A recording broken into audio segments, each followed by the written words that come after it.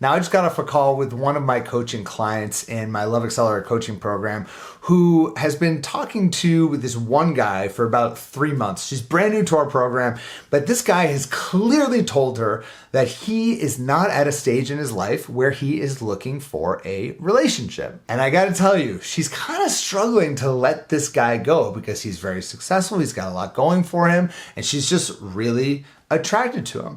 And I've told her time and time again that, in our program, Love Accelerator, if a guy if he goes out of his way to say, hey, I don't want a relationship, then we listen to those words.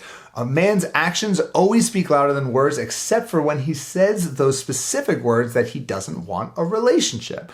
And I know that she knows this intellectually. I know she knows this, but she's really struggling to let him go emotionally. So in this video, I'm going to share with you exactly what it is that I told her so that she can start letting this guy go and start moving on to find a committed, long-lasting relationship. So step one is to get clear, crystal clear about the man in the relationship that you actually want. We call this creating a love vision, and it's a pretty specific exercise to sit down to get really clear about what it is that they want in a man and a relationship, and really boil it down to the most critical things that they really want. And the thing is, at least in Love Accelerator, it's really easy because all of our clients are looking for long-term committed monogamous relationships. And just by going through this exercise, it really opens a lot of people's eyes up to the fact that this guy's not going to be good for them emotionally. He doesn't want a relationship, and my love vision says I'm ready for a committed, long-lasting monogamous relationship. Sometimes just putting the words down on paper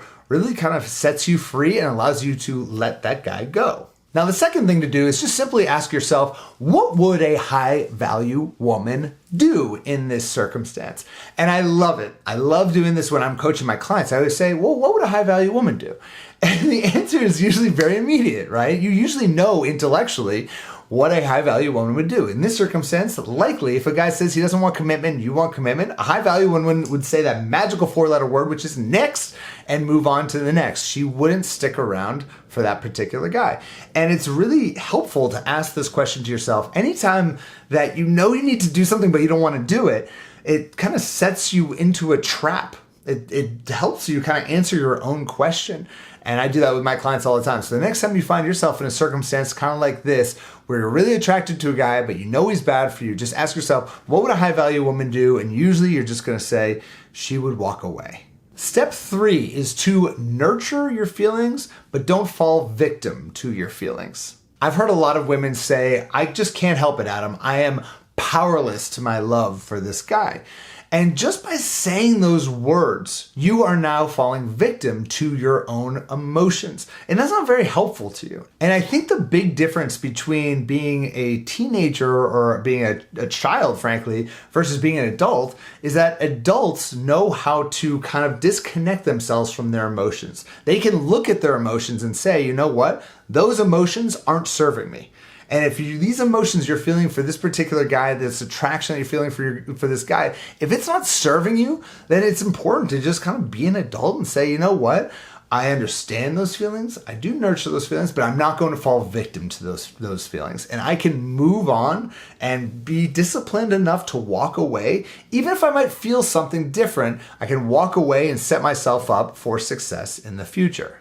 And step number 4 is just to simply get out there and start meeting other guys who do meet your love vision. I think it can be really hard when you're in this scenario to just fall victim to what we call one-itis, where all of your energy is focused on this one man and you think that there's no other man on the planet who could ever be as great as that particular guy. But the reality is, once you start getting out there meeting other guys, we call that little love step number 3, when you're meeting high-quality men in high-quality places. It's at that stage where you can start to realize, you know what? There are actually good guys out there who do want a committed relationship. And yes, they do exist. But it's not possible to have that type of a eye-opening experience if you're just sitting at home every single night thinking about this one guy who you've just fallen deeply in love with. You can't help yourself and he doesn't want a relationship. No, we're going to get out there. We're going to see what else is out there. We're going to be a high-value woman who doesn't give all of her energy to a man who's not committed to us, and we're going to go make it happen. And that is the process for getting over a guy who doesn't want a committed relationship with you. So I want to hear from you in the comments below. Have you ever fallen for a guy who doesn't want a committed relationship?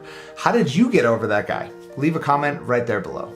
And as usual, if you want any help in your love life, make sure you give this video a like. Don't forget to subscribe because we have a lot more content coming your way. And if you do want our help to get you out there attracting love with our 7 little love steps, head on over to lovestrategies.com. We've got everything you need that's going to walk you through this path to guiding out there, attracting high value men, and finding long lasting love. Thank you so much for watching. I'll speak to you, you sexy single lady, next week. Bye-bye.